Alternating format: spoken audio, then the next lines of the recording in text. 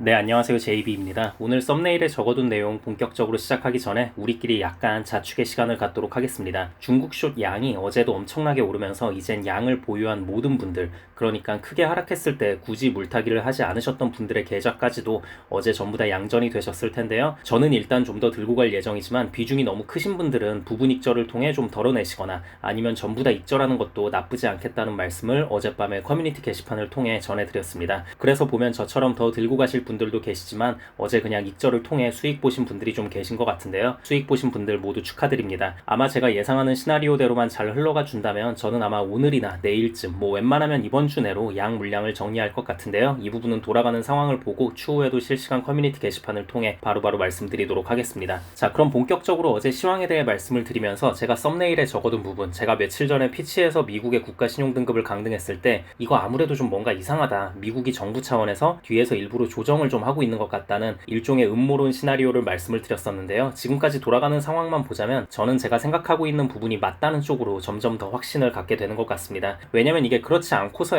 모든 상황이 이렇게 채권 발행 시점에 맞춰서 딱딱 잘 흘러갈 수가 없거든요. 아무튼 그래서 제가 이렇게 생각하는 이유에 대해서도 자세히 설명을 드릴 테니까요. 관심 있으신 분들은 끝까지 들어주시면 좋을 것 같습니다. 자, 일단 어제 나스닥 증시가 하락으로 마무리했습니다. 장 시작 전부터 이래저래 전조 증상이 보이긴 했죠. 일단 중국의 7월 수출입 통계 발표가 있었는데요. 수출액이 전년 대비 무려 14.5% 감소하고 수입도 12.4%가 줄어든 수치가 나와버린 거예요. 지금 몇 개월째 계속 이렇게 중국의 경제 관련 수치가 안 좋게 나오니까 중국 관련 지수들은 이미 엄청나게 빠지고 있었고요. 그리고 아무래도 이렇게 되면 미국 증시에도 좋은 영향을 끼치기는 힘들거든요. 그래서 이미 나스닥 증시의 하락은 어느 정도 예정이 되어 있었다고 보시면 될 것 같습니다. 그리고 여기에 결정적으로 3대 신용평가사 중 하나인 무디스에서 미국의 중소은행 10개의 신용등급을 강등시켜버렸다는 소식이 전해졌습니다. 채권금리가 워낙 높아지다 보니까 해당 은행들이 보유한 채권에 대한 미실현 손실이 더 커져버린 점, 그리고 가뜩이나 중소은행들은 고객들의 예금을 유치하기가 좀 힘들었던 와중에 이번에 채권금리가 급격하게 오르면서 더 힘들어진 거잖아요.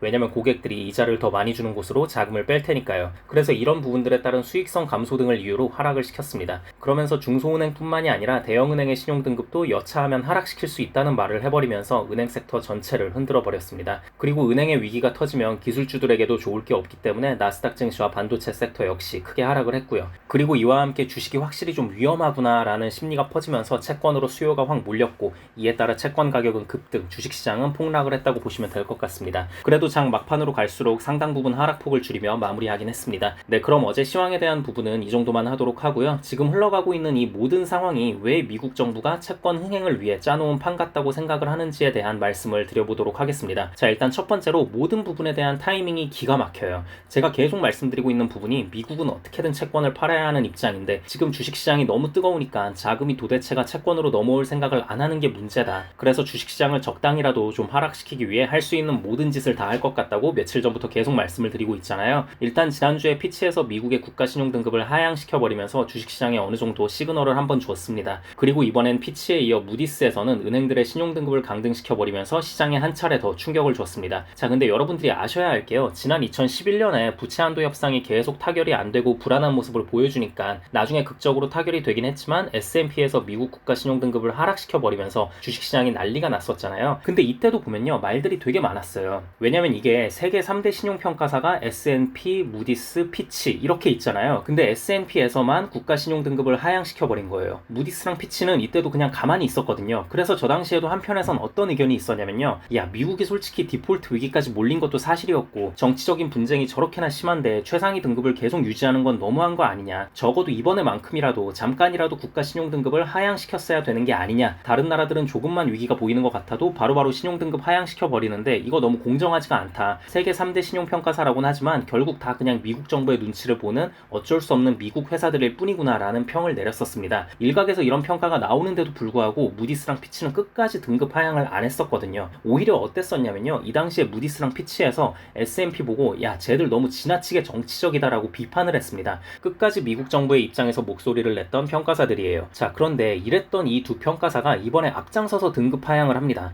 얘네들이 갑자기 이제 와서 본인들이 공정한 평가사라는 걸 증명하기 위해서 이렇게 스탠스를 바꾼다? 저는 전혀 그렇게 생각하지 않거든요. 결국 미국 정부의 입김이 어느 정도 작용한 것으로 보고 있습니다. 그리고 하필 어제 또 3년물 국채 입찰일이었죠. 물론 우리가 투자하고 있는 TMF는 초장기 국채지만 그래도 국채 시장으로의 자금 유입이 어느 정도 되는지를 알아보기 위한 선행지표로서 충분히 활용할 수가 있거든요. 자, 근데 아무튼 이번에 워낙 많은 양의 국채를 발행하다 보니까 과연 이걸 사줄 주체들이 있을까? 이거 제대로 안 팔리면 국채 금리를 더 올려야 되고 그러면 국채 가격도 엄청 폭락할 텐데 라는 걱정을 시장에서 엄청 했었잖아요. 자, 그런데 여러분, 미국 정부 걱정하는 거 아니고요. 미국 채권 걱정하는 거 아닙니다. 이번 경매가 상당히 성공적으로 마무리가 됐습니다. 응찰률이 2.901배가 나오면서 지난번 2.882배보다 더 높아졌고요. 해외 투자자들의 수요를 나타내는 간접 수요가 74%에 달해서 사상 최고치를 찍었습니다. 물론 장기물 입찰 때는 또 어떤 결과가 나올지는 모르지만 그래도 어쨌든 현재까지는 나름 괜찮은 분위기가 형성되어 있다고 보시면 될 것 같습니다. 결국 이게 지나고 나서 보면 미국 정부가 원하는 방향대로 완전히 된 거예요. 화요일 경매 타이밍에 맞춰서 적당히 주식시장 흔들어주니까 이렇게 채권도 흥행에 성공했지 않습니까? 그래서 저는 이번 사태를 보면서 느낀 게 역시 채권은 미국이 정부 차원에서 끝까지 책임을 질 수밖에 없는 안전자산이긴 하구나 라는 생각이 들었고요. 자, 근데 여러분, 이게 참 경제라는 게 어려운 게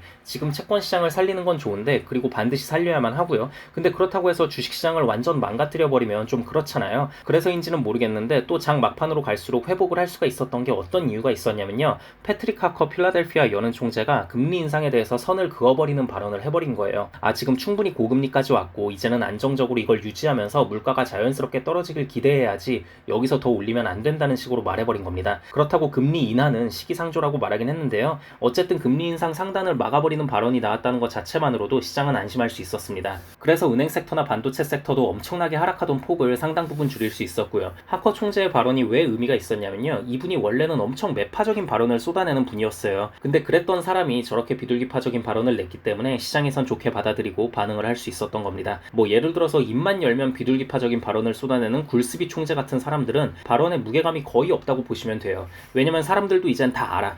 굴스비 쟤는 말해봤자 또 비둘기파적인 얘기만 하겠지.